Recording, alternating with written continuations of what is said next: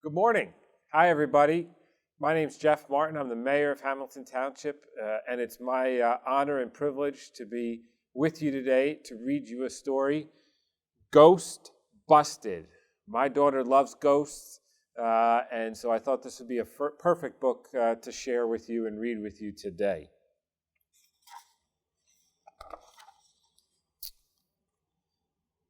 Ada, Iggy, and Rosie are having a sleepover at Iggy's dad's house for the first time ever. And Iggy wants to make sure it's a night they'll never forget.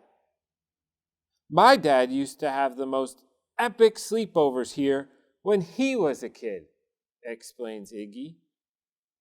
Looks like a lot of fun. They got their popcorn all ready. That's right, his dad says.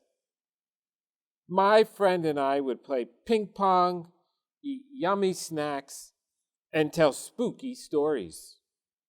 I don't think we'll get any sleep if we tell spooky stories, Iggy says. And sleep is a pretty big part of a sleepover. It's in the name.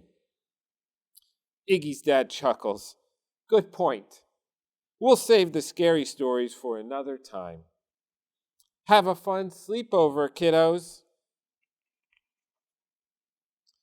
After his dad leaves, Iggy asks his friends, so what fun sleepover stuff should we do? I bet all of you out there have fun sleepover stuff that you do. Why don't we do something your dad and his friends used to do, suggests Ada. Like play ping pong. Iggy shakes his head. No way. No ping pong.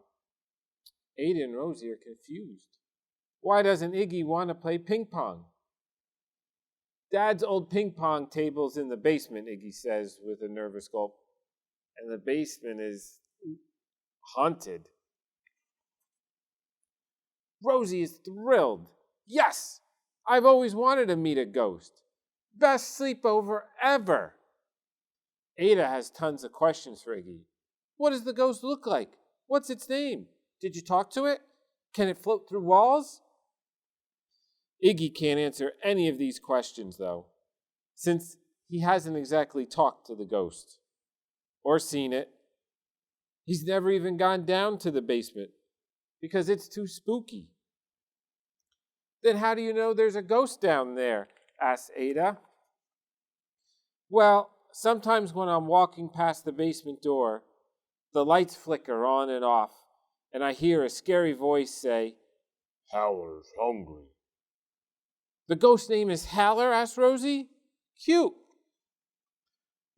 Says Ada. Seems like we don't have enough evidence to say the basement is haunted. Yet. And so the friends realize that's what they can do for their sleepover. Find out if there's a ghost in the basement. Ada gets excited. Looks like it's time to haunt our brains with ideas. In a brainstorm. She taps her pen to her chin as she thinks, oh, I know. We should invite another ghost over to see if there's already a ghost in the basement. But then there'd be two ghosts, says Iggy. That's twice as scary.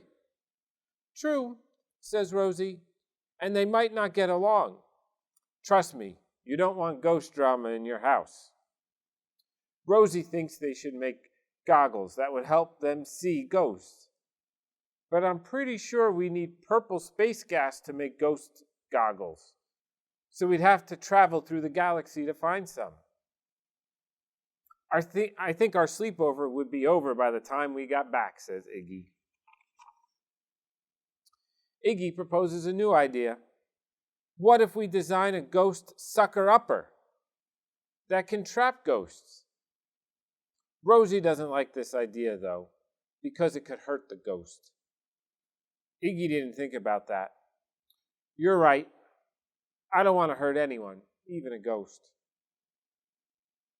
Since they didn't come up with any good ideas in their brainstorm, Ada says they should use the scientific method. I'm sure many of you know about that.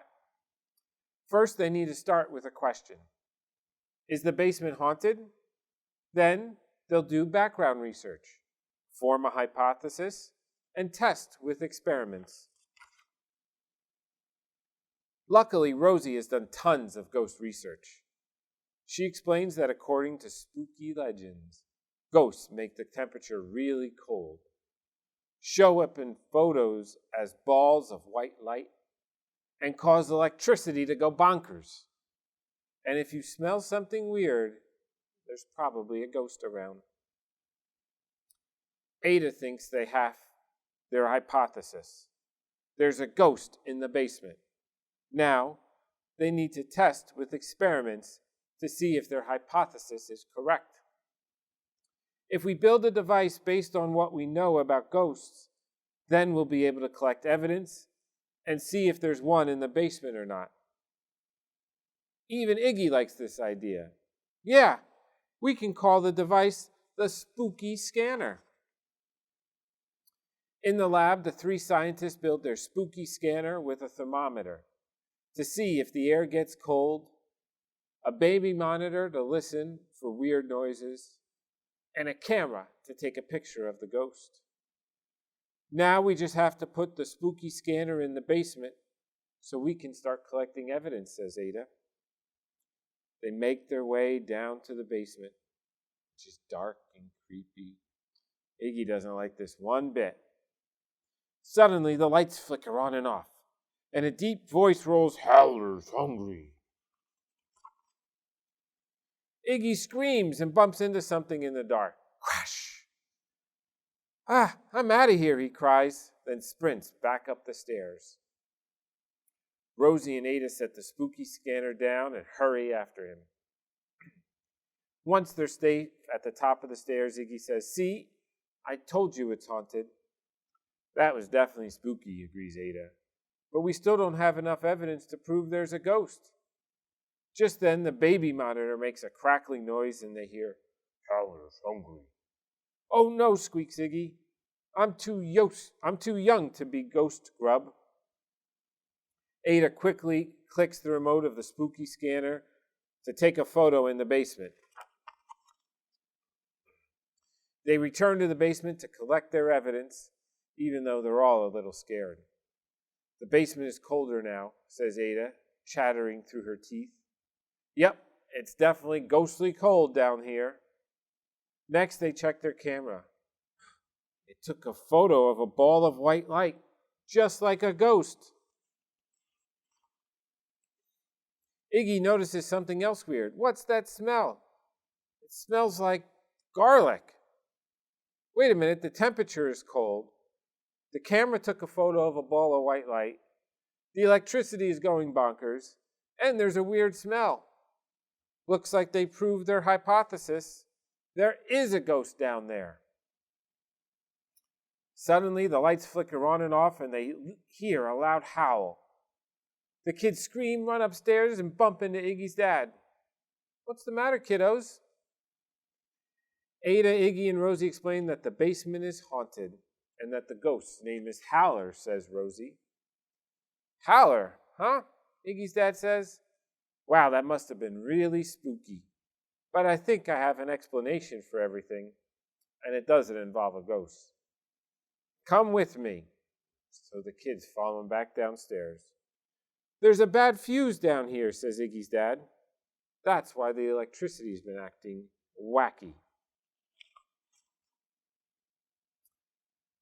Ada, Iggy, and Rosie look around the bright space, and there's nothing spooky in the basement at all. In fact, it's the coolest basement they've ever seen.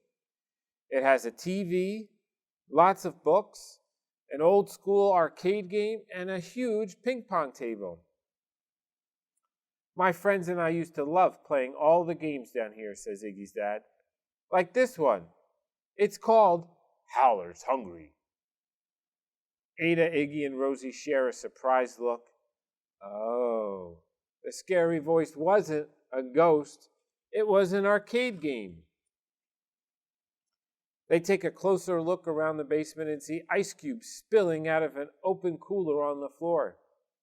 "Oops," says Iggy with a laugh. "I think I accidentally knocked this over when I got scared. That's why it was so cold down here." He picks up something that fell out of the cooler, a clove of garlic. Ah, that's the source of the garlic smell. It was just garlic. Ada realizes that the camera took a picture of a ping pong ball. Not a ghost. Looks like the basement isn't haunted after all, she declares. Yeah, there's no ghost down here, says Rosie. Some of the evidence just made it look like there was. I've got a new theory, says Ada. The ghost in the basement theory. Gathering bits of evidence without looking at the whole picture can lead to false conclusions. Well, even though I didn't get to meet a ghost, this is still the best sleepover ever, says Rosie. Iggy agrees. Our first sleepover in this house has been pretty epic, and now I'm not afraid of the basement. Suddenly the arcade game rollers, Howler's hungry. Iggy jumps, startled, and then giggles. I guess I'll get used to that eventually. This really has been a sleepover they'll never forget. And there's the ghosts. The end. Well, I hope you enjoyed the book. And maybe this weekend some of you are all having sleepovers with your friends or cousins or family. But thanks for letting me spend a few minutes with you and read one of my favorite books to you. Have a great day.